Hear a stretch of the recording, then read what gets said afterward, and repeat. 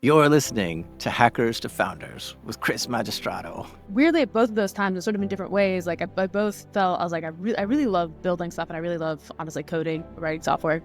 But I kind of like this entrepreneurship side of like, even like my tiny small businesses are like selling like tie-dye t-shirts. It was really fun to just sort of like build something that people like and get that, like, it's a bit creative, but it's also some really fun exploration. So I think I was about 12 when I sort of had this idea where I was like, someday I want to start a tech company. I think at the time I was like, someday I want to start a company like Google.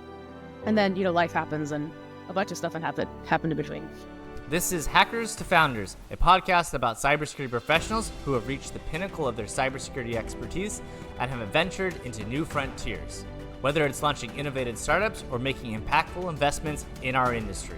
My name is Chris Magistrato, and I'm a vulnerability researcher best known for traveling and meeting hackers from all around the world. And I'm using what little extrovert skills I have to introduce to you hackers that are changing the world. And welcome to another episode of Hackers to Founders. Today, I'm thrilled to introduce to you a truly inspiring guest whose career embodies the seamless fusion of deep technical expertise and entrepreneur spirit. Our guest, Zara Perumal, is the CTO and co-founder of Overwatch Data, a company at the cutting edge of using machine learning to transform raw OSINT data into actionable business intelligence.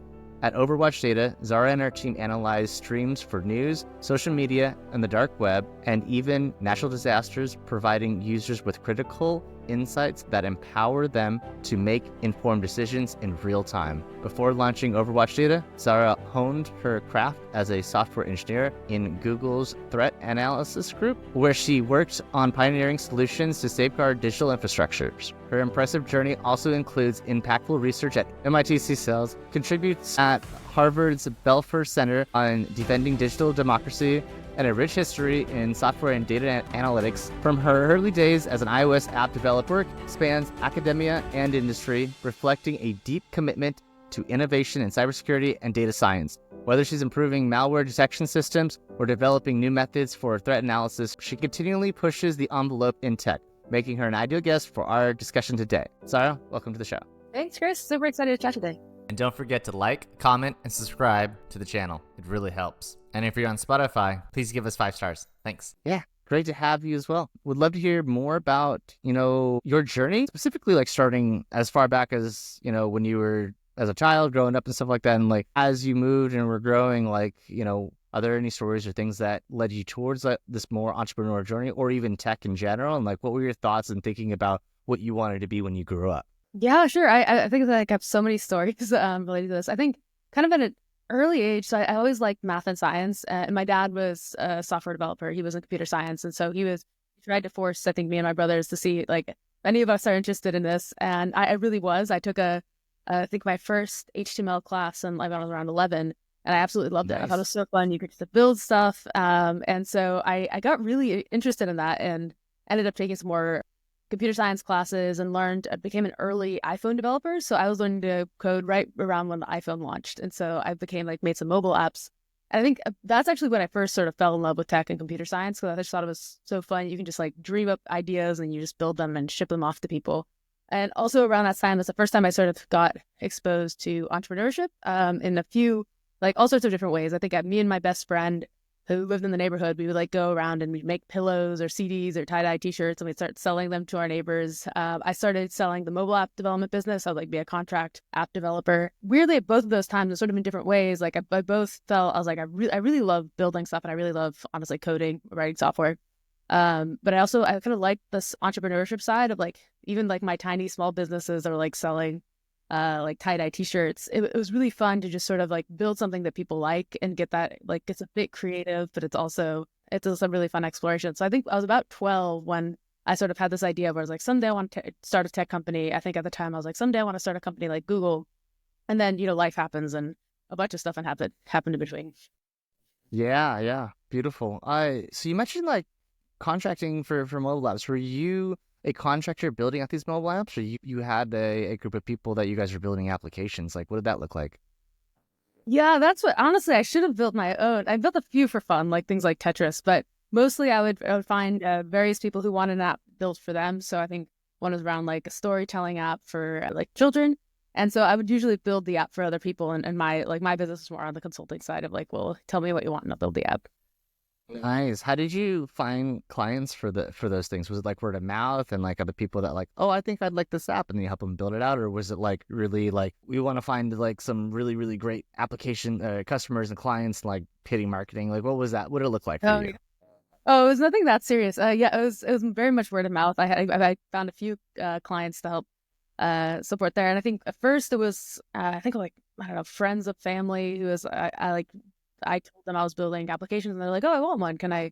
And it was kind of new, so I think that also helped a lot as a younger entrant in the space. When there's not as many people doing it, it was easier to get started there. And then I think over time, I kind of continued to do it even through college, just so as like a good way to make money, well, pay for college and that kind of thing. But yeah, it was never something that like I did scaled marketing or actually even was that intentional about like the outreach on that.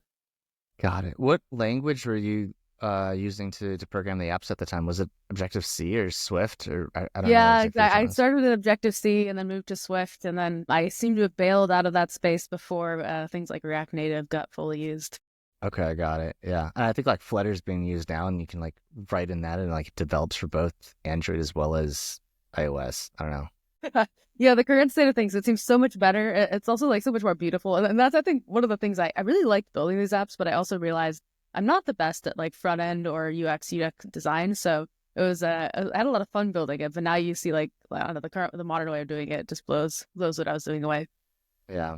Yeah. And then for even like websites when you're doing HTML, we're using like Dreamweaver or something else. So at the time I wasn't doing very many websites. Actually, I didn't get into web development. Really avoided it until like maybe college or after college, and then did a mix of things like a lot of React or Angular type stuff. Angular, Jesus, I still hate Angular. I've only done React, and even that I'm just like I just hate front end so much. Like it's just so string. I don't know. I think if you know how to do it and you do it right and it looks good, you can do it right. But it's a bit different. I don't know. I like it. 100%. I'm a back end developer who I know enough to do like mediocre things on the front end, but I'm lucky to work with people who are absolutely magical at that and now do it to a level that I have no no dreams of doing. Okay, great. Okay, great. So like I want to hear also I want to hear more about some of the work that you did at MIT, and like what was your what kind of things were you experiencing there that have led you down the road where you are today?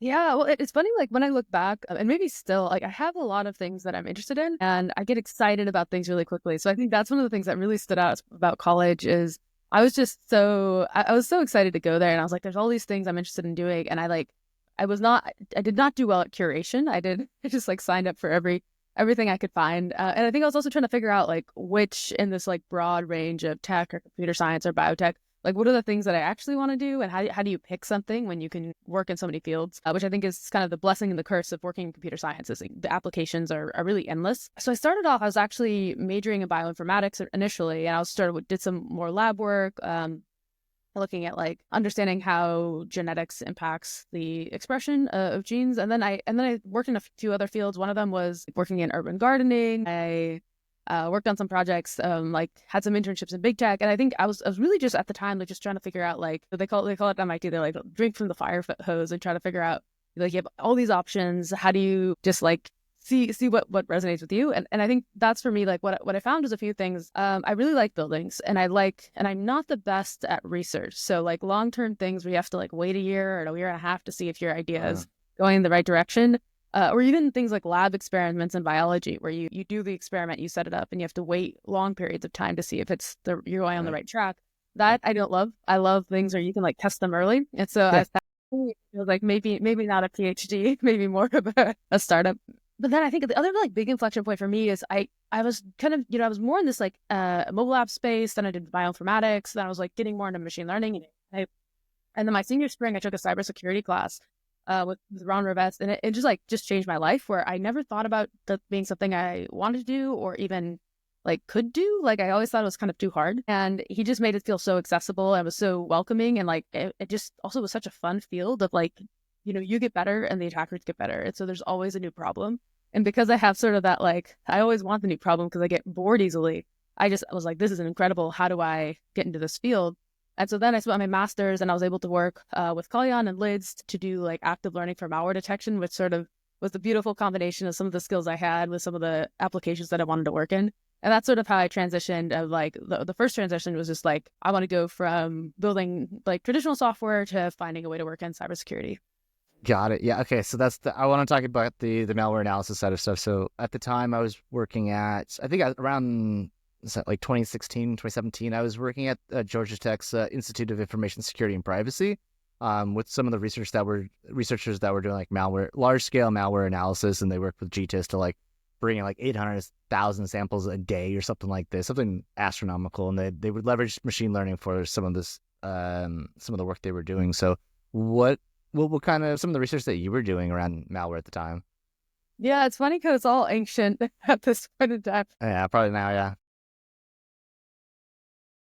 What we were working on is there's a paper is like right before I did my master's, and it was a 1-year program, so you kind of do something quickly. Wow, okay.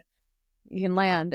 But one of the things we're doing there was the PDF. So we're looking at PDF and document-based malware, and there's some work that was showing how you could, I forgot the name of the paper, but they basically showed how you could adversarially evade static detection. And there's some people who would build like very like maybe simple like kind of signals-based models for PDF detection. Like what are the tags? Does it use Flash? Does it use JavaScript? And so they Does it build use Flash? Yeah, yeah, exactly. it's like very like and like looking for specific objects, and so it's kind of like and it is like a pretty good like generic classifier of like yeah, generally if you have other stuff like if they have scripts in it, much more sketchy, but they like don't have the most accuracy, and you could also easily like evade these models.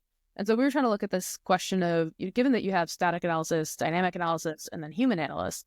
Can you basically be more strategic about when you use dynamic analysis? And then can you use that to improve the static models to be like, well, you missed this obvious thing. And then similarly, like, because you have humans in the loop, can you use the humans to improve the dynamic analysis, improve the static analysis? So that was basically the thesis of like, you don't have time to send humans after everything. How do we kind of transfer that learning down to the static models? How did that go? It was good. I think we found some interesting results there. And then it was interesting.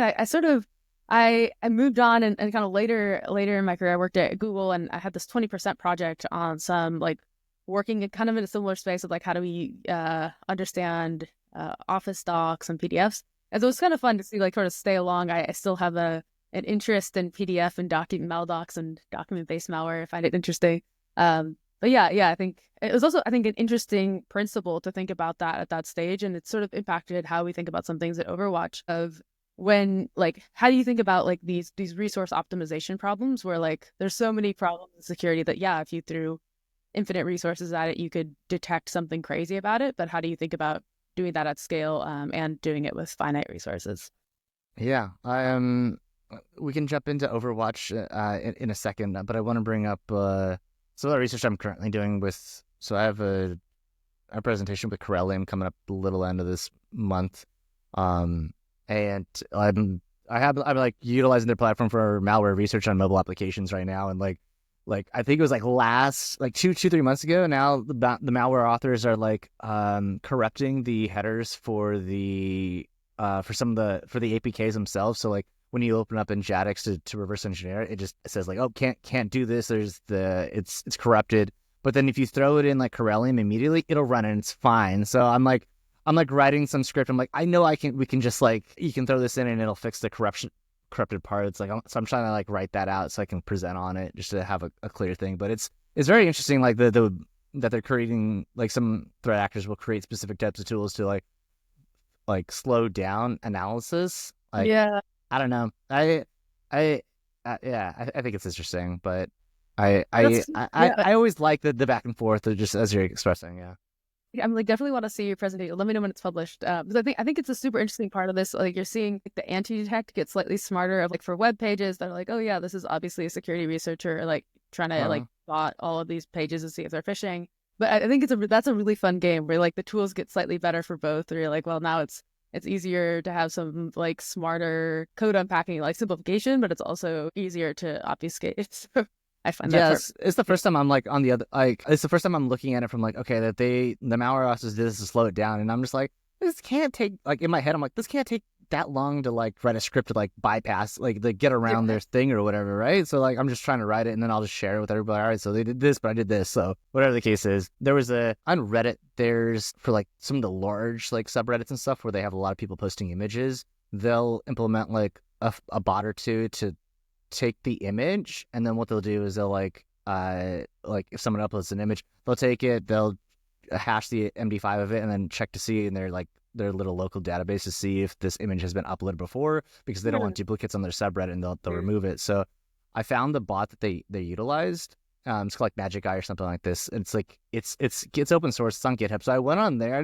I copied the code that was utilized to determine like how they take everything, and I gave it a ChatGPT, and I was like, hey, write a bypass for this, and then so it did, and I published it and it worked and stuff. I was like, oh, this is cool. Like, it's very exciting to see like, how quickly it's just things are going to be changing back and forth and stuff like that, especially as like different types of models are increasing. So no, I absolutely love that part. Like, I feel like right now, like, it honestly feels like the early days of the internet where it's like things are just changing so fast, where you're like, the problem I couldn't solve 6 months ago, now I can, but now there's a new problem that's like exploding. So it's exciting and terrifying. I think like we're especially, I mean, as of most recent, right? DeepSeek being open source or saying it's open source, and everyone's like, well, it's China, and like, is it being sent back and like all of this stuff, and it's just, yeah, it is like the wild west in terms of these things, especially for the AI creations. It's like, who's managing the data, where's the data located and stuff. So yeah, and what insights are being ran, but. Yeah, and like, what's the trustworthiness? Yeah, it's 100%. I feel like depend on the day, like it's terrifying or it's like super exciting. So okay, I would so now like I want to hear about your company at Overwatch and stuff like that. But before we even jump into the company, I'd like to know what came up with how did you guys come up with the idea? How did you find your co-founder? You're working at Google, and then at that time where you're like, I have this idea, or like, how did this happen? Yeah, it's funny because I honestly, my co-founder Arjun had the idea initially.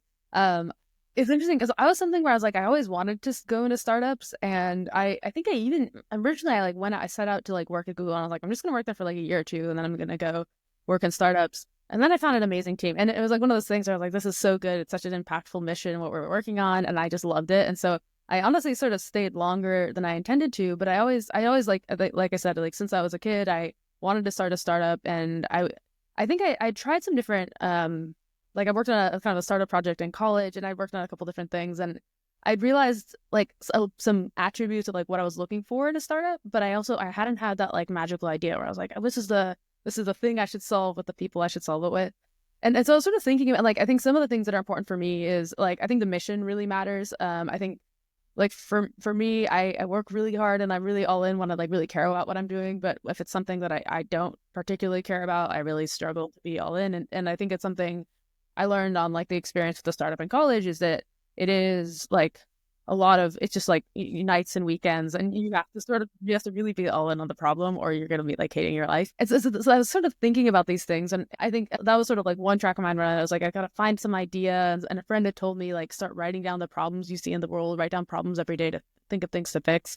But in a separate world, and this was like completely separate in my head, I was thinking about, working on disinformation, the influence operations, or even how a lot of the botnet and financially motivated crime groups. It was interesting how much like Telegram specifically was being used, and how blatant people are about it, where they're like, they'll post like, here, go join our channel, where it's harder to monitor. And it was thinking OSINT space, because this is separate from Google signals, but if you compare OSINT to something like malware analysis, malware analysis, like we do that, like you said, the recursive unpacking, where you like, now we process it with this. Now if it's a zip file, now we're going to extract the doc inside of it. Now we're going to extract the scripts and the docs. We're going to make signatures off the scripts and the docs in the zip. But with OSINT, it's like really like keyword search. And so it's something I was sort of tracking, where we would, in many cases that you would see where like, there's stuff out there, but the effort that's needed to go into it doesn't make the return worth the investment. So I was thinking about this problem, and it was also another problem I was thinking about is like how cross-platform a lot of this abuse is. And so when you're working on an individual team, like you can see your lens of it, but so many, like the threat actors are really smart. They'll like just share or text each other, or just go to a different platform, and there's always a new platform being made. And so it's like sometimes it's hard to get that perspective of like where do they pop up on the other side when you take them down. And so I was thinking about these problems, and then my co-founder reached out, and he basically said like, I had this idea of like, what if we did something around AI and OSINT? And he got into Y Combinator already. I was a replacement founder there. And so, nice. yeah, so then it was just kind of like the perfect fit of like the right people, the right time, the right idea. So then I ended up doing this. Okay. Okay, beautiful. And then, so in terms of like AI and OSINT, so it sounds like you guys are collecting different types of Telegram channels and stuff like this. So you guys, I guess, what are some of the technical challenges that you guys had with doing that, as well as, and like getting into some of those communities versus like some, like I think there's like some communities that are like really open, and then there's other ones that's like you have to like do verification or do additional stuff to do that. So like that I'd like to know about the product side of stuff, but then I also want to explore more about, I also want to talk about the business side of stuff and like how to find clients and how you guys been handling that stuff as well. Yeah, I think there's so many layers to that, because also when we started, and so now, and I think now we do AI for fraud, but actually initially we're like trying to look at like algorithms to understand how like small local events around the world impact the supply chain. So that was our initial starting place of like, based on Like Russian, like what kind of supply chains? like completely not cyber related at all, like just Okay. physical supply chains of like when Russia-Ukraine happens, it has this impact to wheat and BMW steering wheels and all this stuff. So that's actually where we started. And Interesting. originally Okay. it was also like, it was one of those things where we were talking about like algorithms to do it. And there was a summer before ChatGPT launched, and I was like, I think there's an AI play, and I love AI. And so that was where we started. And it's sort of, in some ways, very similar to where we are today, and that we're all, we're processing text, you're adding context, you're doing ranking, you're trying to understand why it matters. But that was like the whole, and I'm sort of answering the business side first of that was like it's a whole journey for us of figuring out like, we think there's this large scalable option for OSINT here, but where do we start, and what's the most hair on fire problem people have, and like where's the place where we can kind of get that repeatable traction, the repeatable product feedback, and then through that found our way to fraud and cyber threat intelligence, because that's a decision that people make very frequently. But yeah, I guess I've completely lost your first question. Sorry, do you remind me? Yeah, the first question is like, what kind of technical challenges have you guys had with like collecting the data, storing it, and then running analysis on top of it? Yeah, that's a super funny question, because I think sometimes like we'll talk to investors and it's almost like there's completely two startups in our problem space. There's one like, can you collect the data? And then the second one is, can you make it relevant? And what we really want to innovate on is that actionability of like, can we really like show you what matters to you? But to play at the table at all, you have to get access. And so that's one, we have a lot of techniques for getting into these spaces, like automated techniques, working with partners, working with security researchers. But it's an interesting point, because there's a lot of data that's like available on the surface web, like data that's posted that like provides a lot of context for make it available to threat actors. But then the standard game is like, can you get your, like in some of these closed communities, can you get your account accepted into the channels?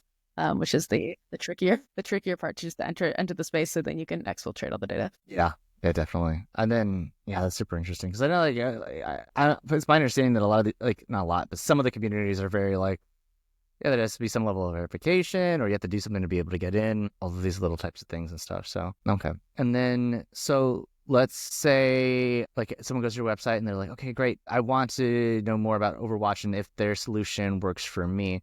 Who are some of the people that you guys look for, the ideal customer profile, client profile? Yeah, it's a good question. I think initially we work in financial services. So that's something we find a lot, is because so a lot of the fraud chatter is about account takeover.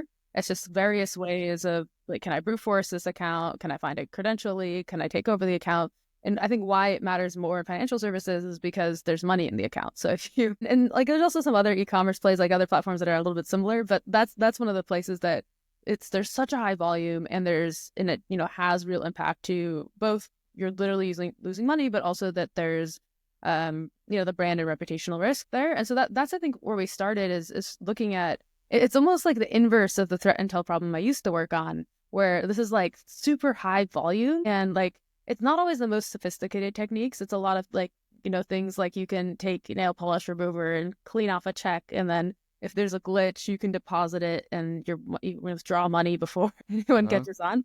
And so that's sort of where we found is like our initial customers are in financial services. But I think specifically, like one of the things that we were thinking about is like often people talk about ideal customers as very rigid. They're like, I want to talk to the director, the CISO, this type of company.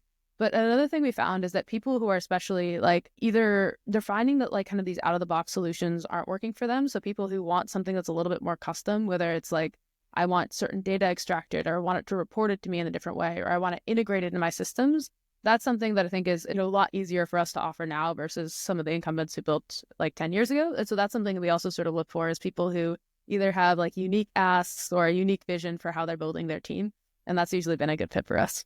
That's super interesting. Yeah. Do you guys offer like at a managed service part of that as well, or plan to in the future, or do you guys strictly want to stay to productize and then just give it and deliver it to your guys' clients, customers? Yeah, 100%. We have the amazing they're like geniuses. They're these like dark web investigators. So we'll do that as well. If like if you want us to just run our own platform and then have our analysts look at the data and tell you what matters. And I think for us it's interesting being on the software side, because I think growing up or even college, you hear all these stories where you're like your system must scale. But I think there's sort of two ways you can do that. You can build a system that scales and runs completely on its own, or you can build like systems and I think some people build systems to replace humans, but you can also build systems to empower humans and make things more efficient. And that's our take. We're going to make this process like at least 100 times more efficient and effective to find the stuff that matters. And if we really believe that, then we are happy to hold both sides of it, as like if it actually makes an analyst more efficient, then we can make our analysts more efficient, and we're happy to do that. Beautiful. Is your guys' main target? It sounds like you guys are mostly focusing on like financial like leaders and stuff like that. Do you guys also work with government contractors as well, or the government as well, or just are strictly staying towards the financial sector or in private sector? Yeah, it's a good question. So we really started sort of with the commercial, because we found that it was easier to like get fast feedback, fast iteration, people who will give us this like opinionated feedback on the product. I think it's something we're interested in being dually used long term, but so far still exploring that. Nothing committed yet.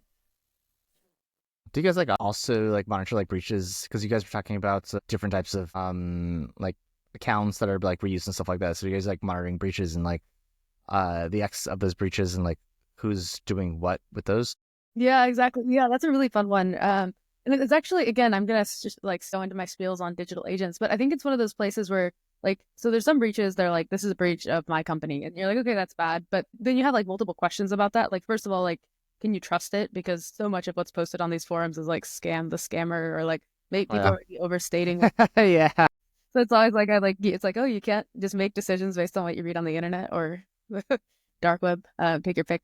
But so I think that's the first question, is like, is it credible? And then there's signals you can look at, like the age of the account. Is it someone who has a reputation of it being real? Like, is it Intel broker? Are they like a high tier on their forum? Do they have credibility? Are there past breaches related to them? And so each of those tiny research questions are a great fit for these little digital agents to go check, like, do they seem credible? And then on the other side, I feel like there's also a lot of breaches that, that may not affect your company directly, but maybe they impact your suppliers or they impact someone in your industry. But if you don't know who this niche company is, you might not be tracking that. And so that's, I feel like, another place where that's really fun looking at the breach data, because you can say like, well, this impacts like a supplier for payment systems in hotels or hospitality. So maybe that impacts you, or this impacts one of your 1,000 vendors that you don't have the time to like monitor for. So that's another interesting space for us of like, how can you innovate on trying to make this breach data a little bit more useful? Okay. Do you guys also offer the the monitoring part of that to your guys' clients and customers, or do you guys like yeah, that's the question. Yeah, 100%. Yeah, we I think that's a common ask, is like monitoring the breach data as accounts, fraud methods. Also people will want to track like CVEs, threat actors targeting them, but that's like usually a common suite of what we do. But I think based on our origins and sort of where we started on exploring a lot of these different problems, the system is very flexible, so people can track all sorts of crazy things. Like if you want to track price changes or something just completely social. Price changes? Well, I guess this is a bad example, but I'm saying, but basically you could set up the 3 questions we ask are basically like, what data do you want to look at? What insights do you need? And then how do you need it formatted? And that could be anything across like looking at the news for, you could say like crypto shortages, or you could look at social media for people who hate your brand, or people, or like, but usually our core ask is like, look at the fraud and dark web data for people who are attacking us. Okay, I got it. Nice. And then I guess they take that internally and decide what actionable things that they got to do, or do they also go to you guys and be like, what should we do? Yeah.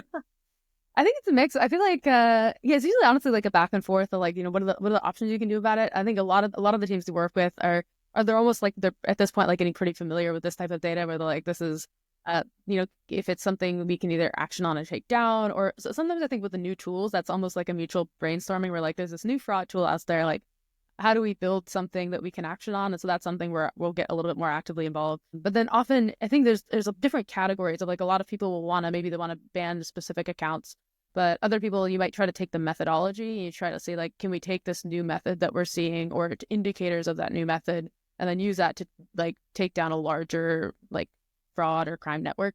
And so that's kind of the other angle that usually teams have their systems in place to do that type of stuff internally. Got it.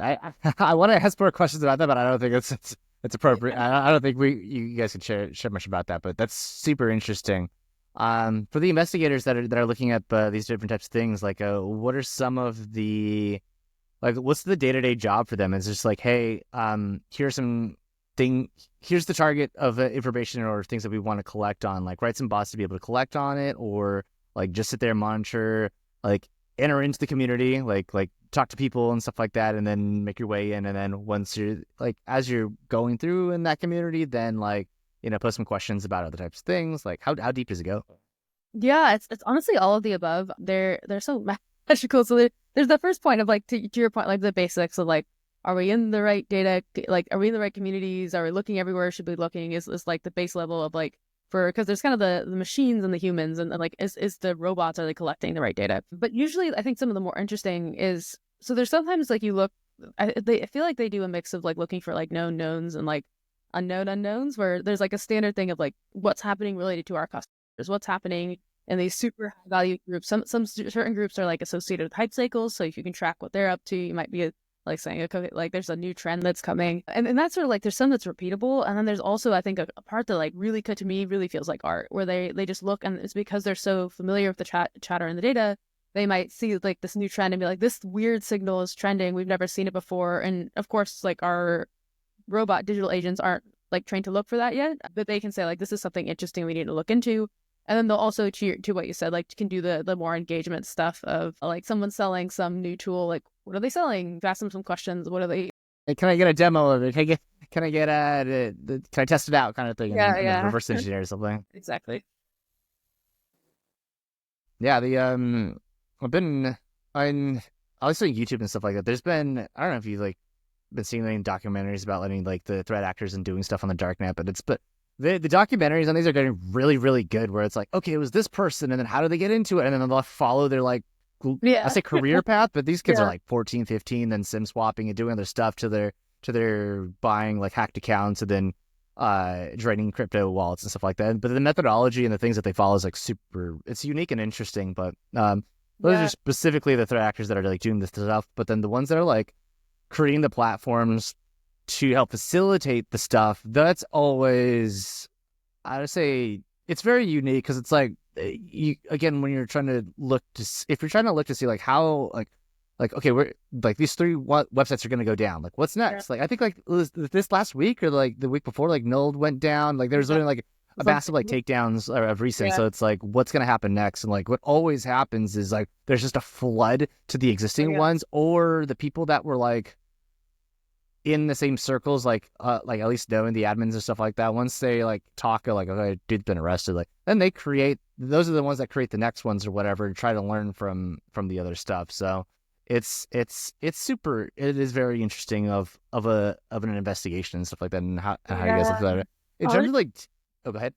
Well, I was gonna say, I think both of those topics are super interesting. Like one, like also seeing like how a lot of these groups, especially in the fraud communities, especially in the sim swapping communities, are really young, and that so young. Yeah, it's like this is a whole different passion project for me. But I'm like, I think that is like, how do you like set up communities, and how do we like basically disincentivize that? Because it's just like not cool or not interesting at all to be like to dox someone, to swat someone. Like that's not even technically interesting. This is like so how do we like disincentivize people who have like, if you actually have the skills to be like, here, like this is what I think you're just like fighting nature. Like the nature of the humans is like, okay, you're a 14-year-old kid at home. You haven't like, you barely get in trouble or get grounded. It's like, okay, don't do this one thing. Like they're like, why not? Like I think that's just a hard battle, because I think a lot of, at least for the younger ones, right? If you're talking about the older people, that it's like, you definitely know better. You shouldn't be doing this. Like you should be able to evaluate the valuable things in your life and ramifications that come to it. But yeah, if you're 14 and it's like, okay, I can swim, stop, and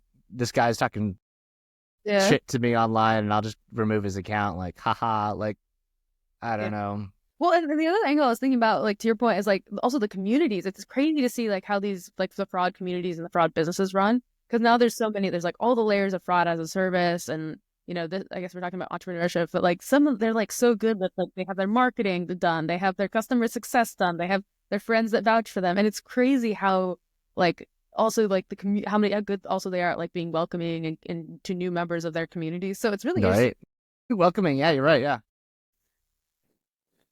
Okay. Yeah. I mean, yeah. In regards to like how they're running these operations and stuff like that, like some of the DNMs, the direct net marketplaces, having reviews was just like made things like incredibly crazy, because then it's like the Amazon for these types of websites and stuff like that. So when you have that like peer of like, oh yeah, this person, this vendor's great, and it's like, well now they implement all of the same types of business practices that are already implemented in regular businesses, but then you also add the layer onto, okay, now you got to like do threat modeling because you're doing something completely illegal. How do you wash money or do additional things and stuff like that? And then I think that's just like, it's one of those things where it's like you probably have different types of vendors and those types of like not vendors, like other people that specialize in other types of areas, because you can't operate and do everything. So because of the illegal aspect of it, because of all these additional structures and things, just someone will be like, oh, I can do that. Like, I'll service this one person, and then it becomes a bigger thing because they're making a lot of money than you can then charge or something. But yeah, super. It's interesting, I think, to me on both angles of like how many of them like they don't mind being a thin layer startup. They're like, if it makes them like $10,000 a month as an individual, then like they don't mind. $1,000 a month is great for a lot of places. Yeah, are you kidding me? Then it's like you may as well cobble together someone else. Like if you guys build the tool and we'll just run it. But it's super interesting. And then also I think the other thing I find that's kind of cool, or not cool, it's all horrible, but it's interesting to me because they have to prove their credibility without having a real identity. And so they all have they have the handles, and they'll try to put their handles on multiple platforms so that it routes to them. And then they'll try to a lot of times they'll try to provide something of value or try to provide evidence of like a screenshot. And so it's really interesting to me to see how they try to build their credibility when they can't have like a real person be like, yeah, this is legit. Yeah, I mean, so that's, I know like a certain point in the darknet history, there was a website called Grams, and Grams was like a centralized platform for like private public key pairings and stuff like that associated with all different types of darknet marketplaces and stuff like that. So if you sold on one or two or three of them, you could also put up your key on there, and then it would also like ingress all of the reviews across all the platforms. So then it's like, okay, this person, if they have this key, they've sold like this quantity. But like the entire model just breaks down once an informant like takes over the account, and then everything's like gone to shit or whatever the case is. So it's trust is very difficult in those types of areas and stuff like that. As obviously you're doing illegal stuff, it's probably as it should be. The person will scam you. That is the whole point. So at least when it comes to like the amount of like data that you guys are collecting and stuff like that, I imagine it could be a massive amount of data that you would also have to run a bunch of insights on. So like, how do you guys decide? Because you're the CTO, I think it's like, how do you decide on like what data points like we want to collect or not collect, and like especially for our analysis, like we don't need these things to help build models and conduct analysis on. Yeah, it's interesting. I mean, to some extent, the customers are help a lot, and I think that's one of the interesting things. We try to do it more by configuration, which is especially early on, because we also, with our customers, like it's a sensitive data thing. So like they don't want us to be like training on their inputs. They want us to, like we have to be very careful on how we treat our users' data. But it's interesting on the other part. I think there's certain like high value things that are maybe more interesting or more actionable, and so usually if you can code that into a combination of keywords and embeddings. You can add verification steps to be like, are you sure this is the thing that we're looking for? But it's interesting because even though it's such a fuzzy space, usually our customers are able to articulate like, we want stolen accounts, or we want tools that target us and stuff like that. And then if you're able to translate that into a world of embeddings and like verification steps or ways that you can enrich and add context, can you answer that question? We find that usually it's weirdly like a little bit similar to what I was talking about with the malware or like active learning. As if you can make tiers of systems that like have simple classifiers, answer simple questions. We don't need the world's best image classifier to say, is this like an account balance or is this a cat? But then you can like kind of layer them together to sort of get to to what the users want. But so generally it like kind of hits specific buckets, but some of them, some of them will ask for like much more custom things that they're looking for. Got it. Okay. And then I'd like to hear a little bit about like your guys's, now we talked about the data side. I want to like learn more about the business side of stuff. So I'd love to hear a little bit about like how you guys were in the beginning, like the first year of like developing stuff out and kind of like the growth that you guys had there. And then going on to the second year. So the first year to the second year. Yeah, that's a good question. It's interesting because I think like in some ways our space, and I'm sure every founder is like, oh, our space is hard. So, but it did feel hard because I think one of the things is that I think is to provide really clear value in a lot of this, you have to have the data, you have to have a lot of the platforms, you have to have a lot of the pieces working. And it was really interesting. So we did Y Combinator initially, and like one of the first, and they have such a good focus of like pushing you to get something out with customers and pushing you to talk to customers. And it was interesting because that was something I wasn't expecting from like working in big tech. Usually like there's you and then there's like 40 layers of people in between you and the actual customer. Right. So you look at customer feedback, you're looking at like, well, we have millions of users and like they click on the, like you're looking at statistics, not conversation. And that was the first thing that like our advisor Michael said was like, sorry, like you got to like your number one job right now is go talk to users, figure out what they want. Even before, like, of course you're writing code as well, but like write code at nights, like talk to customers at the end of the day. They'll have you. And it was really a mindset shift because it was also pushing us to like figure out like what are the problems that are so hair on fire that people like will take a bad solution because the current solution is so annoying for them or they don't have a solution. And so first year it was interesting because we didn't exactly pivot, but we didn't pivot because we started like really broad. We're like, well, we have, we want to do something related to collecting OSINT data and making it actionable, but is it for supply chain or is it for dark web and fraud, or is it for like cyber threat data, and trying to figure out like where is the base that we should build on. And so the first year we had some really early pilot customers who are so magical and they have like they know who they are, but they've changed. Obviously, like that's why our business exists, is because we got those early customers who sort of believed in our mission and were willing to take and use early prototypes. And I think one of the things that came out of that is that making sense of the dark web data in a way that's more accessible was like a repeated feedback. We also had another inflection point I thought was like the spring. So about 6 to 9 months into the startup, one of the customers said, like, it was interesting because we gave customers, and this is more on a supply chain use case, but we gave customers reports of events that we thought were really interesting and actually did have a pretty big impact to their business. But when they saw the cards and they saw the alerts, they're like, well, I didn't know what to do with this, or I don't know why it matters to me.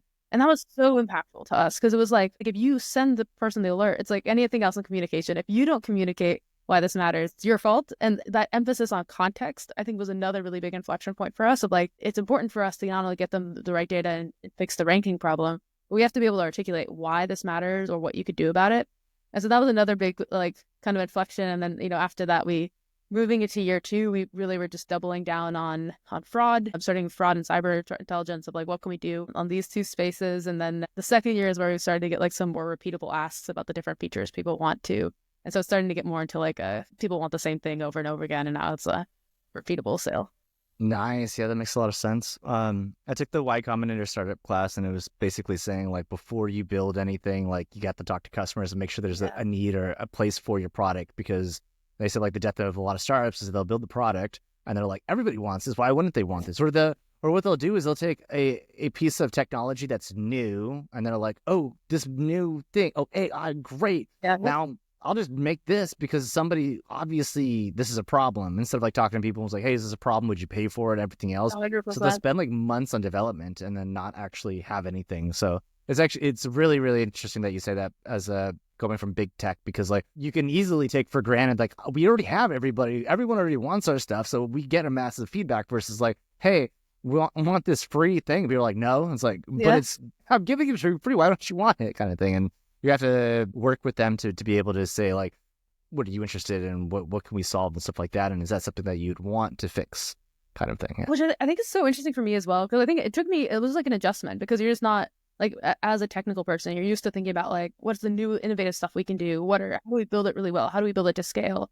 But it was interesting thinking like how much kind of that reframe of, and part of it was like, YC was like, think about it as a founder, like what should you be building? And framing that as like, a lot of times, like I think for me is like the most important question I'm asking is like, what should we build next? Not like we can, the how is like a really important question, but the what I think is the part where like if you mess that up as the good news about being the CTO is if you mess that up, you feel the pain where you're like, I just was up all night for weeks and no one wanted it.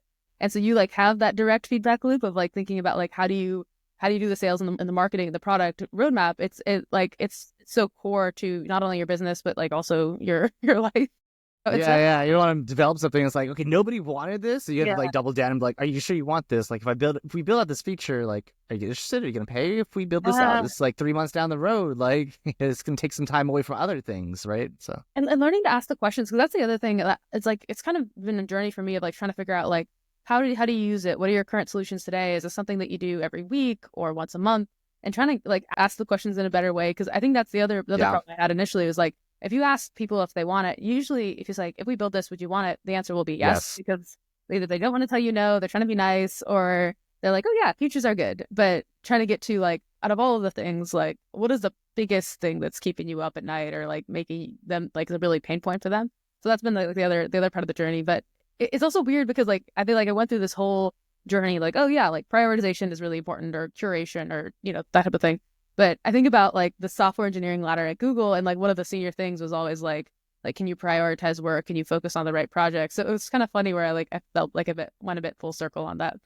yeah, beautiful. It's like you have to ask them like, what's the most emotional like problem, and like try to figure out what is the value in terms of financing money like towards that problem that you want to solve. I then go from there. That's like, I think that's something like every entrepreneur has to figure out, because like if you can't figure that out, which is all sales, right? So you go from technical, but great, now you got to know sales, now you got to know business development, now you have to know all of these other things, and it's like, oh, I thought like I have the cool thing, like obviously you'd want it, right? It's cool, it's new, it's everything. I made it, like, but it's like, yeah, like people are just like, yeah, no, like, why does this matter to me? Yeah. Well, and I thought that was another thing I feel like I've learned is that like I'm someone who like I've always hated networking. I was like, it made me uncomfortable. Like I was I'm never used to, and so like the concept of like sales and like quote unquote sales sounds awful to me. Of like, right, that's how you know you're technical. Is if you're super technical, it's like salespeople's like it's just a little bit great. Wait, but you imagine like Dunder Mifflin like being Michael Scott, like that's like what I imagine. But I was like, I mean, in reality, I feel like it's just like usually it's just like talking to a customer and be like, hey, how's your life? What do you do? What do you care about? And that's like really easy. I'm interested in talking to you about this one thing, but then like, let me just talk until we get like and just what is important to them, and then that's actually way easier to just learn what to build, whether they buy or not. You like learn what do people need. Yeah. Michael Scott's actually a really, really, really interesting example, because he's as the character itself, he's a very, very, very good salesman. He's great at sales. When he's in there, he's doing it, and like every time he's in a sales call, whatever, he kills it. It's just he's terrible at managing. Well, he's just corporately challenged. Yeah, that's the word, corporately challenged, I guess, because he's inspiring, but he's takes away. There's so much there, but he's a great salesman. Yeah, that's that. Selling paper industry. The whole paper industry is also brilliant. It's like you picking it like this dying industry, or not one that's adjusted to the internet. Yeah, but okay. Nice. So we've talked about what happened in the first year, second year. What happened in terms of like the team and stuff like that? Did you guys grow, or were you guys still like saying like we'll just keep us two to kind of figure things out as we're going, give maybe 1, 3, 4 people kind of thing as you guys were growing? And then what are you guys looking at now? Yeah, 100%. Yeah, we've I'm trying to think when we added people. Well, the first person we added was just like a childhood friend, and she was like she's like brilliant, does some crazy like data science for modeling and like crypto trading and all this stuff. And I knew some of the early data sets we were working with, I knew she had used to find alpha on trading stocks or in crypto. I was like, if you can do that, then it's easier to do whatever we're doing. So she was an early adopter and actually started working with us during our YC batch. Then we grew. We found like front end was next, as I mentioned. Front end is not my strength, and so we found some amazing team members to join us that first year. A lot of them, several of them based out of India. And then I think as we grew, I think we grew again sort of last year. So as we started to hit that, like, okay, now we have a bit more of an ICP of like, this is the type of customer we're going after. And we were able to find a lot of people like who even work in security or have experience either in threat intelligence or in vulnerability like management understanding. And that also is another unlock, because then you get like, as we start doubling down on the use case, having people who are really familiar with those problems and can speak to like, this is like when you're actually like, if you are a person who cares about the latest security research, this is what makes it not able to use something with. So that's where we've been at now. Now we have a quite a larger team at the stage, but it's like getting into the third year. It's honestly really fun. I think of course I'm biased, but I feel like the people work with, like, it's such a motivated group of people who are, I think, really excited about like what can they bring to the table and bringing their ideas. And so it's honestly really fun. I think one of the best teams I've ever worked with. Exactly, and that's where our company, Top Cleared Recruiting, comes in. Finding the right cybersecurity talent with the necessary clearances can be a major hurdle. Did you know that it could take 8 to 15 months on average to hire somebody with a TS SEI plus full polyscope?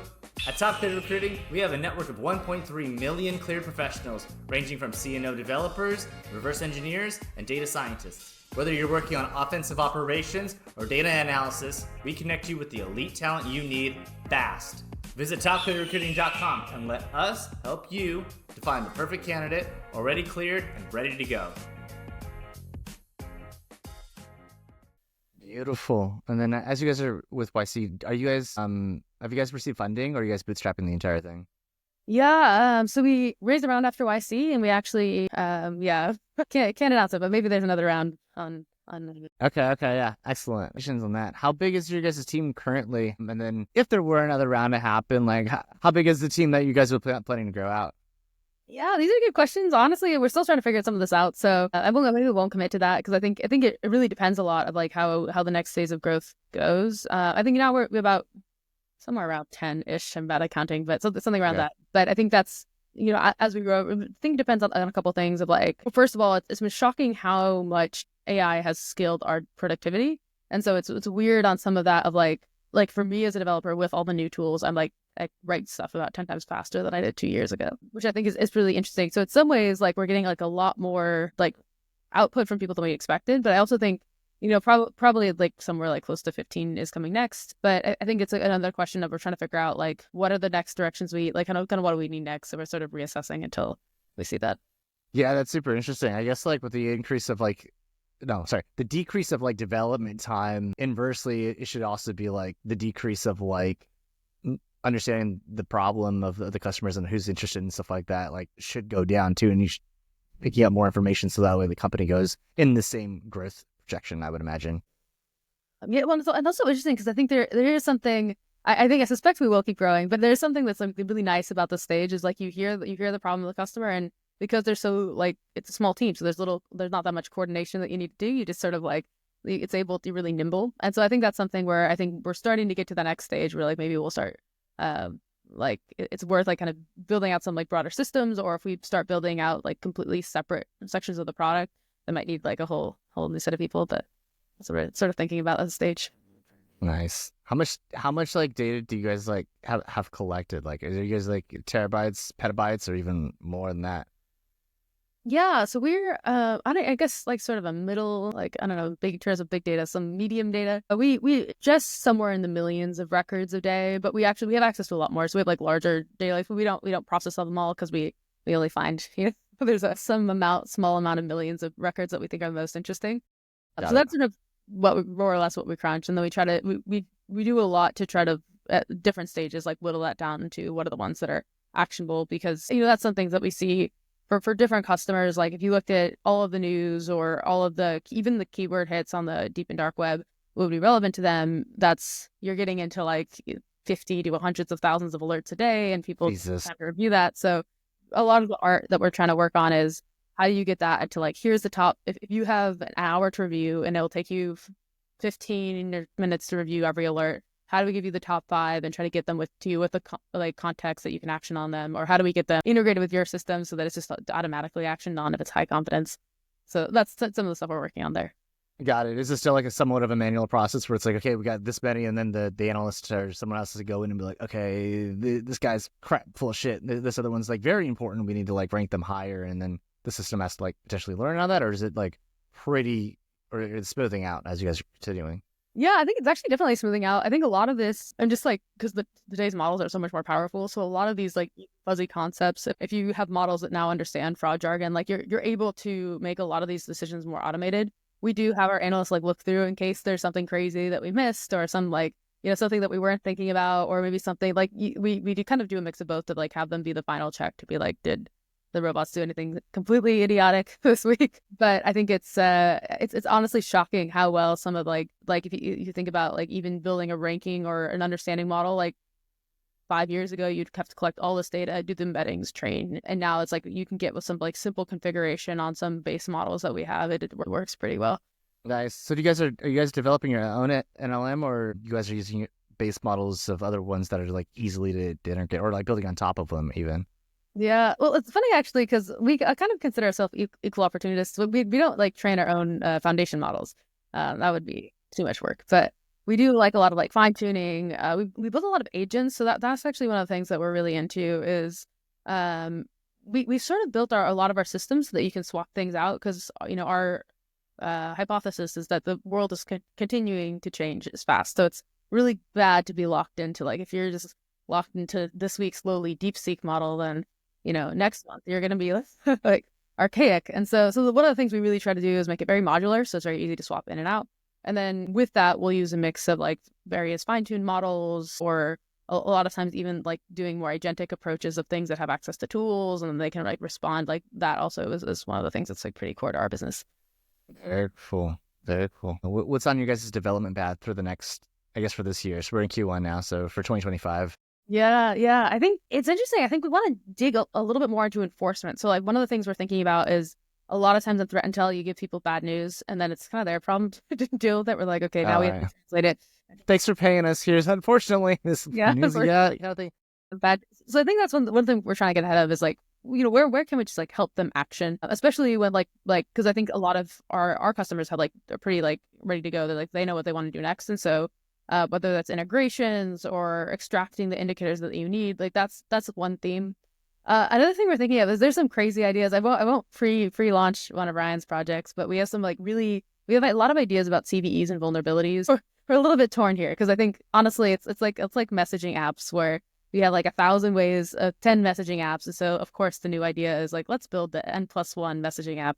But I think there is some things about, even what you were saying about like if LLMs can write a POC for a certain vulnerability, there is some foundational changes to how we can think about like vulnerability analysis, what matters to you, what's the severity, like is this exploited, is it likely to be exploited, who's using it. Sorry, I don't know if you're fine. Yeah, I don't know if you can hear a cat in the background, but yeah, I think one of our thoughts is like, how does this change like vulnerability management? So that's one of the hunches we're exploring. And then I think another big thing for us is just doubling down on these agents of I think we're like sort of just scratching the surface of like what is possible with them. And so if you look at things like Operator, how can we build stuff that are like more actively part of doing stuff on the team versus just like telling you bad stuff? Got it. Yeah, that makes a lot of sense. Did you want to feed your cat or take care of your cat for a second, or is you okay? I'll go 1 second. I'll be right back. Yeah, sure. Take your time. Figure it out. I edit it. Okay. Hopefully that's now fixed. I have a cat. I have a dog. Both of them, they're sleeping right now. They're actually big chilling right now, but they're usually like making a bunch of noise and stuff Usually like that. you find calm until you start talking, and then they want something. Yeah, all of that always. The CVE and likelihood algorithm. That's super interesting. When I was at Assembly, our entire project was for hospital networks. We would analyze all the devices on there, and then it was my job to take an entire copy of the NVD database and then integrate that into our product to determine if there's any devices that we saw that potentially has CVEs, and then we ran it through our likeliness algorithm to determine which ones are most likely to be exploited. And then I created it. I created all the workaround like scripts or like how they should do a workaround for those types of problems and stuff like that. For the hospital network, it's super interesting because you're not able to update the software in some of the devices. So like you have a CT scanner, spent $10 million running Windows 7 or something. It's like, yeah, you can't update it. Don't do that. It voids the warranty. Yeah. What and do in you software, like you can't, like you have to go through the staged rollout process to be like very robust on like how you roll out changes. Exactly. Yeah. So what we did was the solution for the company was reduce the likelihood of exploitation through network segmentation. So we would put it on other part of the network and like make it a little bit easier and stuff. So that was the thing. In terms of like collecting like our data pipelines, we had to like tap into the hospital networks, and we just monitored and listened to everything and then determined the devices there, because if you did like a SYN packet and like scanned the entire network, you could take down an insulin pump or something like that that's like connected to somebody. So like it was like super interesting in like how we were collecting the data. But then we also went through the likelihood of like exploitation as well and developed that for our product.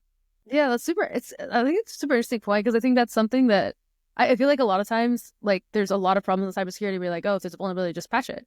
Or if there's like, if you're why do you have it? Just get rid of it. Like, update. Like, and the same with two-factor. Everyone's like, well, if you're getting phished, just turn on two-factor. And it's like, well, then there's like these real-world problems where be like, well, if you patch it, you break the bill or you break this production service. And if it's like healthcare, then you can't just have people dying because you pushed out changes.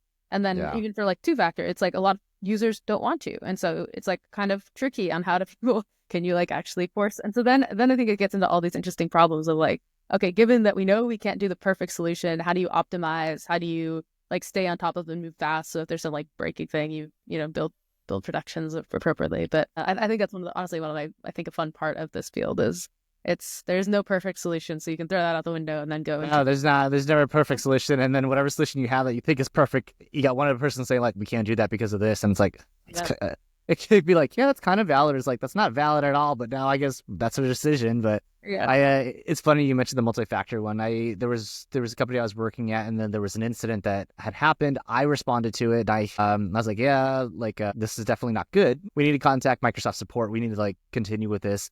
And then I brought it over to the C-suite, and I was like, yeah, so this was going on, and it's a small company, but I told them and everything. And then I was like looking at like, I was looking at exactly like how we could prevent this and do different types of stuff. And I was like, yeah, we should definitely set up like multi-factor at least to just kick this off. And like, there was zero pushback. He's like, do it now. Like, I was like, all right, I'm going to message everybody. Yeah. It's also funny. This is a whole different topic, but I feel like the people who have the personality for incident response is like it's a unique breed of people who are like very calm under pressure and like de-escalate situations. You find the only way that you really find out how you are under pressure is like you get under pressure in some type of way, and then you see how you react. And like, at least for myself, like there's been instances where it's like this. I think this is like a pretty pressure type situation, but then I'll handle it like I think the word stoic is used too much, but I just kind of like analyze it and think like, okay, what's the most rational, like reasonable thing and logistical thing to do? And it's like, okay, we should do this. Yeah. And like, because I always think like, if you're applying, like, I try not to think about like how you feel about it, because it's like, that's not gonna, in most cases, that's not gonna help you. Like, you just, let's worry about the emotion part later. But like, first, let's handle the situation, make sure everyone's safe, everything else is whatever the case is. Then we can assess and like feel about it. I don't know. Yeah.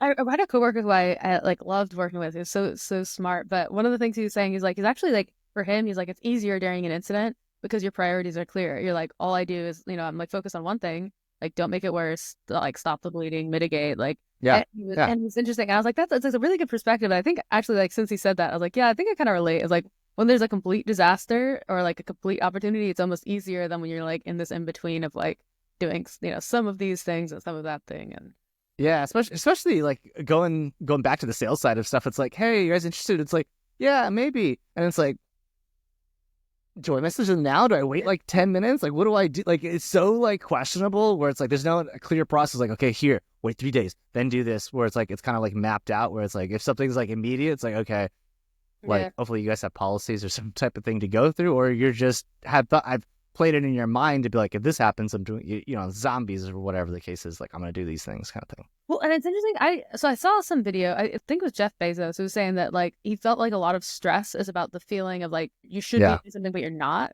And the nice thing, like when there's a disaster, you're doing something, and so you don't have as much of the like, well, should I be doing this other thing, or am I doing the right thing? You're like, yes, I'm doing the right thing, and that's what we're doing. Yeah, I think the quote was like, oh man, it's like if you're stressed about something, it's because you haven't like, there's some action that you can take to make the thing better, but you haven't done it yet or something like this. And like, I think one of the things, like, I'm pretty organized for the most part. So like one of my things is like, if I'm stressed or I'm thinking about it, it's probably because it's not on my calendar. So I just need to put on my calendar to do it. And then like, it like kind of like makes me sleep a little bit better at night. Yeah. I like learned this like therapy years ago, but it's almost like basically if you're stressed about something, like put a time, like this is the time to deal with this problem. Yeah. It's such a good idea. I was like, then you just make the time, and then I feel the same way where I'm like, suddenly like, okay, this is when I'll be planning. This is when I'm thinking about this.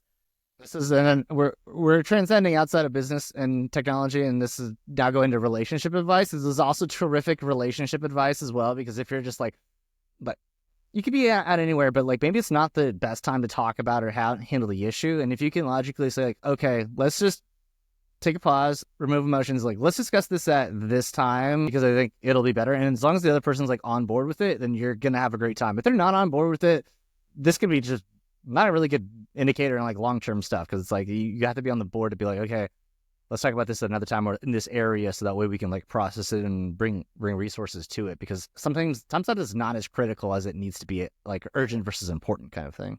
Well, and it's, I think also like going down the relationship rabbit hole with you, but I feel like it's such a, also like a different reaction. But there's some people who like when there's something going on, they want to like talk about it right now. Yeah. Like I need time to think about it, and but that I've learned the same thing of like if you say like let's talk about it later, but at this time it's like not, it's it's now both people are like happy because you're gonna have the conversation, but it's at some future time versus the like let's not talk about this at all, or this isn't important to me, or whatever the deflection is. Yeah, there's definitely like a fine line between like let's talk about this now, like we need to solve this, versus like like it's important, yes, but is it urgent? Like is the bigger question is like is it gonna like break our relationship if we solve this 5 minutes later? So you always got to be like in the positive affirmation, like if we solve this like next week, is this gonna be a problem? Not like is it gonna break our relationship if we fight about it next week? Then it's like, well, I want to fight now, or so. It's not gonna go well. Well, and back to startups, I think another thing, and this is like more, I don't know where I saw this video, but someone was saying like in startups, there's so many fires. And basically like you can look at anything and you're like, this is going to be the cause of death in your business. But usually there's also maybe a closer fire that will be a cause of death earlier. And so one of the things that is like to that point of what is it now, like when do you need to worry about this? And like, what is the biggest problem now? What are the things that do have to be solved now? And like, what are the things that are like, you should think about, but like, we'll put time in the calendar in 2 weeks to think about this, like, longer term problem. Yeah. And then even as you're like talking about like, where's the fire, how's it going to destroy the business and stuff like that, I mean, maybe you can relate. I haven't actually talked to other entrepreneurs about this, but I'd love to hear your opinion about it. But like sometimes like I'll hear somebody's business or whatever they're doing in their business, and I'm like, oh, you guys should be doing this, or like you should be doing that. And like I have like 100 ideas. I have like really strong opinion and ideas about like how they should be doing it. And then I look at my own business and I'm like, I should maybe do that. And like, I get a little bit confused because I think I'm maybe too close to it or something, or like either I'm way too close or I'm way too far. It's one of the two in my own business. But when I see somebody else's, I'm so far that I'm just like, this is exactly what you should be doing, or whatever the case is. Oh, I completely relate. I mean, I feel like we have certain like advisors that we talk to, and like, of course, Michael from IC is one of them. But like, you meet with him and you just see like it's completely different perspective. Like, you'll go into the meeting and we'll be thinking like, we have these 3 questions to discuss, and he'll come with something out of left field, and we're like, whoa, we weren't thinking about that. But it's like exactly what you said of like you're kind of too close to it. But I also think the other element for me is that it's like it's easy like finding the right balance of like, because also as a person working on it, you're like, oh, I don't have time, I'm doing these other things. And finding like the right balance of like what are the things that you have on your plate that you shouldn't be doing. But there's also like a pretty real aspect like when you own your own business, sometimes there are just like 5 P0 things and you have to find a way to do all 5 of them. And so like that aspect is also something that I feel like is like sometimes the answer is prioritize, sometimes the answer is work more, sometimes the answer is bring in other people. But I think that's another interesting aspect, is because it's like harder, it's harder to see for yourself that like, oh, we need to start this new project or take on this new initiative. Yeah, definitely. When and especially like at least from the technical side of stuff, where it's like, okay, like what are we gonna do? We got to build this thing out. We got to do this, and then you got to sit down at the desk and be like, okay, like now it's time to build some stuff and like actually like get my hands dirty and stuff like that. That can be a lot of fun. As like sometimes it's like I got in a meeting, or like we're deciding on initiatives, which is still exciting, but I think there's still a massive amount of joy when you're creating something or building something or utilizing your skill set that you're good at when you're doing the thing, if that makes sense. Yeah, 100%. It's funny because I mean, I think a lot of times, I'm like more on calls, doing more like design discussions, or a lot of my days are spent with chatting to other people, which I actually do love. I actually find it's super fun, especially seeing our team like do incredible stuff that I would have never thought of. I love that part of my job. But to your point, like I grew up coding, and this is like a really weird, strange thing to say, but like it's really relaxing for me. It's like Some people I think like organizing their house. To me, like you're just like moving things around. You're taking your ideas and writing them. And so it is funny for me. Like sometimes like even if the weekend's free, I'll find times to like just do that because it weirdly gives me energy in some strange. It's satisfying. It's really satisfying. Like it's one of those things. Like I've noticed this about my own. Now we're just talking about like personal like enjoyment. At least I'm like I've noticed that like if I'm like sad, depressed, or like not feeling too good about myself in some type of capacity, I realize like my biggest like way to like get out of that is actually accomplishing something. Like it could be really small, but obviously the bigger ones are more rewarding if I put more effort into it. But like sometimes like I'm so down on myself, I'm like I just need like a little bit of win. So I like do a little bit, and I don't feel better, and then I'll do a little bit bigger one. But especially like if you know, in terms of like doing something technical or programming, whether it's like looking at vulnerabilities, or looking for vulnerabilities, exploiting them, or even like building something where it's like I could like I have all of this data. How do I do something with this data to make it into this other thing that I can make a use case out of it? And like just building the thing and like it's just sucking. Like I'm like building it out. I'm like, oh, error, bug. And then like as you incrementally decrease, I guess like decrement the amount of like difficult bugs, and it's like going and it's running, and you're just like staring at it, making sure it stopped breaking, and and just have it go. It's like, okay, yes, it's still working, and then you feel pretty good about yourself. Yeah, no, I love. Well, and something I was also thinking about was, I feel like a lot of times burnout, like there's different types of burnout for me. Like sometimes you're just straight working, you need to like go have a life and talk to people. But I think there's a lot of times, like for me, sometimes like when I feel the most stressed or burnt out, it's like when you feel like you don't have momentum, and finding, and that's something I noticed, like to what you said is that, and it can be in all sorts of lives, like if you know parts of life, but finding those like little wins that like sort of build that cadence of wins, so you like feel like, oh yeah, I'm accomplishing stuff, is amazing. And it's also fun. I think sometimes I notice that like some of the best ideas we've had as a company have come from like the times where like we did like a 2-week no meetings, like do work on whenever you want over the holidays, and like some of the ideas that we have this year just came from that. And like having those dedicated times of like, okay, like let's take the pressure off, let's take the sprint planning off, and just see like what do people do for fun. And it's honestly like so much more creative than our normal ideas. Nice. I want to hear, because like whenever I'm like building something out or working with another co-founder on something, I'm always I also have like a billion ideas, and I'm just like, hey, like what do you think about this? And like, do you guys have that conversation with your co-founder, or do you feel like it's more relaxed? I always feel like maybe I'm just overloading people with too much information and questions or ideas and stuff, and then they're like, no, yeses, which I've heard like. You have like one co-founder is like the visionary that have a bunch of ideas, and the other person's more of an integrator that actually like creates and builds it out. Do you feel like you're one or two or the other, or both of them, or how does that communication go back and forth with you or co-founder? Yeah, it's interesting because I think we're kind of both the same. I think like honestly, maybe regrettably, usually I'm more of I'm like, well, like we can't build all of them, so usually I'm actually more of the integrator person recently. Yeah. But I actually think our company in general is a lot of ideas people. And it's interesting because I think people get a lot of enjoyment about like imagining what's next. Of like, we're here, but like, what if, and so it's funny, we have like this like future ideas channel, and we'll track these ideas. And we always have like way more things that we could build than we're, have any chance of actually building. Yeah. But it's really fun. And I think I don't know, I think it gives us a lot of energy. And then you like start to line up where you're like, okay, the customer asks, like we had 2 people ask to this. Yeah. Now it's starting to get like moved to the roadmap or get some resources behind it. But yeah, it's I think especially in our space, because there's like so much data problems, there's so many agentic workflows we can build. It's one of the like both beautiful and complex things of like, well, we have way more ideas than we have time to build in our lifetime. Nice. Yeah, that's super fun. Okay, great.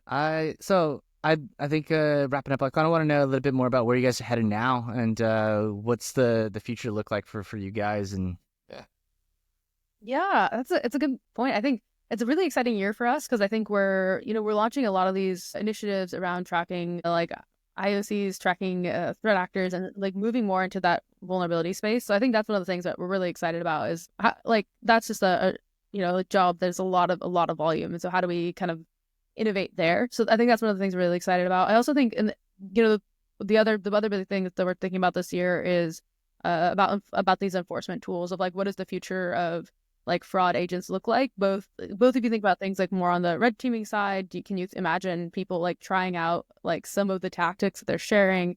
That has a lot of complications of like, how do you do that in a safe environment? Can you look at the other side? Like how can we build, now that we're getting closer to getting high signal data to our customers. Like, how do we start building, like, improving their workflows, improving how they can leverage these agents. So I think we're really excited about these kind of, now that some of the groundwork has been set on like the base level of agents, like how can we extend that either to go like much deeper into being more helpful in people's workflows, or to start on in this newer field for us of like getting more into the vulnerability side. Yeah, I mean, I don't even know why I didn't think to say this earlier. That didn't cross my mind. But you guys are talking about different types of fraud detection and stuff like that. And like, I think there was like I say recent. Everything feels recent because a lot of news over how stuff has been happening. But I think in the past like month or two, somebody like they tried to use like deepfake to like they contacted like at a estate of some lady and like try to act like this old lady to like create this will basically to say that she's like trying to add somebody to the will or whatever the case is. So the law firm like did a video call and it looked like the person looked like they were fake. Luckily there was like younger people on there to be able to catch this and look this. But I feel like if you're like an older law firm, you're like, okay, they're there, like it's fine. So fraud around like faking videos and stuff like that, I think is going to be crazy in terms of like different types of issues and just like already faking voices is also becoming relatively more easier. I just don't think it's been seen as much as other types of things, but I think video is going to be one of them. I'm so passionate about there's a whole other rabbit hole, so I'll try to like cut myself off, but I think, no, please, let's go down a rabbit hole if you get the time. Like I'm all about them. I think the one thing is there's such a gap, and I feel like most traditional like phishing and scams are like sort of detectable, but you still see the gap of like people who maybe grew up with internet chatter, or people who like had social media growing up and people who didn't, and you see a lot of those traditionally target vulnerable populations, and then you see these scams and I'm like, quality of phishing is getting so much better, so that I'm like, and it's like, it does I think change the paradigm of like what happens when like the videos are, you know, for all sorts of things like selling supplements or selling, you know, there's more like transfer scams as well. Thank you so much for your time, Zara. I really appreciate you jumping on the call and speaking to us at Hackers to Founders Day, and we hope the best for you and Overwatch. Thank you so much for having me. It was a super interesting conversation. I'll have to stay tuned for your next episodes. Yeah, that would be terrific. All right. Thank you so much for your time. Have a great day. Cheers.